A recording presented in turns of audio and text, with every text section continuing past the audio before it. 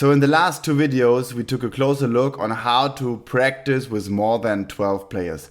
And today we want to take a closer look on how to do it when we do our final game in the training. How do we do the competition at the end of the training when we have more than 12 players in practice? Let's go.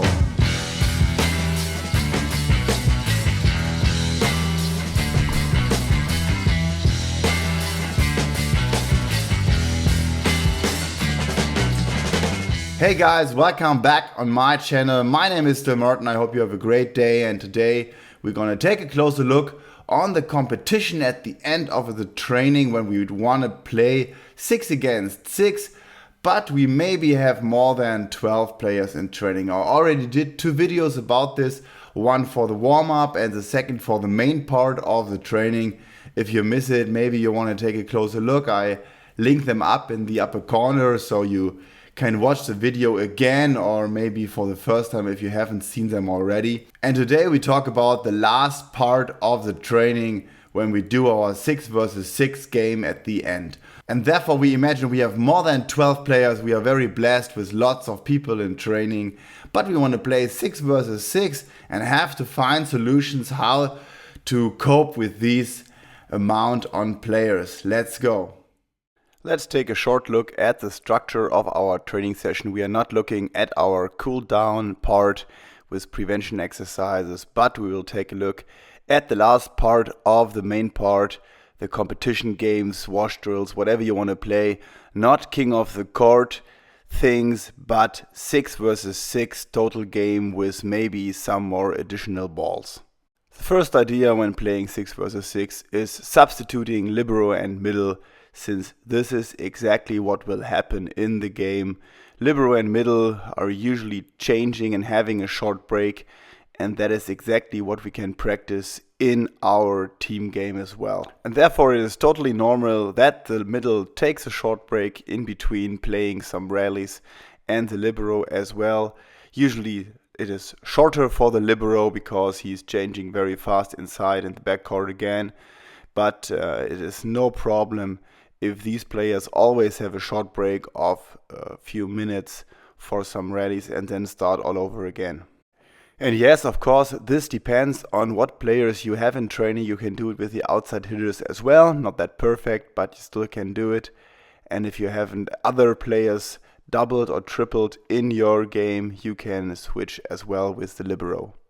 Idea number 2, double the serve. Put some more players on the serving position, on waiting position on the serve.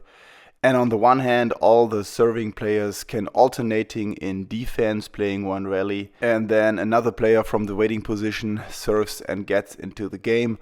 Or you can even use the second serving player for a helper. If the first serve is a mistake, the second one can immediately play another serve, so you won't lose too much time. And yes, of course, you will organize your defense just as you will do in a game, and therefore usually middles play on position 5, outside hitters on 6, and setters on position 1, but this is always depending on your tactics and of course what kind of players you have in your practice. If you have even more players in training, you can group the waiting position into teams. So always the team will move with a serve in the game and will play defense in a team, and then the next team will enter the game with a new serve.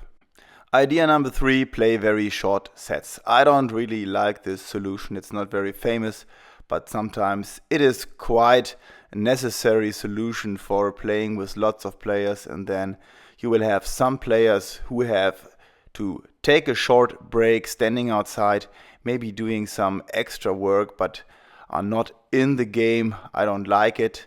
But if you play very short sets, like starting at 22-22 or only sets up until 5 points, something like this, only taking 2 or 3 minutes per set, then I think the break is kind of okay and the players can handle the situation as it might be in a game as well.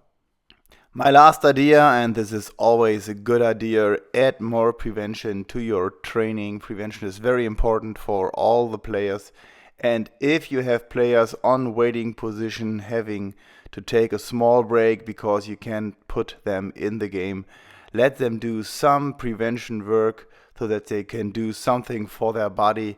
Let them do very individual their exercises which will be perfect for them to strengthen their body. Maybe you have some equipment in your gym you can work with, but let them have some fun with their body, let them work and do some prevention exercises, since this is very perfect for us volleyball players having such a lot of explosive movements and intense charges on our body. Okay guys, maybe this helps a little bit for you to cope with a lot of players in training when you have more than 12, but you need to focus on 6 versus 6 at the end of your training.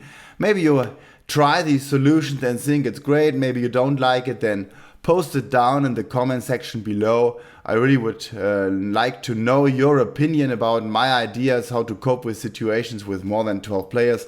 If you have any other ideas or critics, you can comment them as well. And if you haven't subscribed already to my channel, please subscribe, ring the notification bell, and then we will see us in the next video. See you there, bye bye, see you.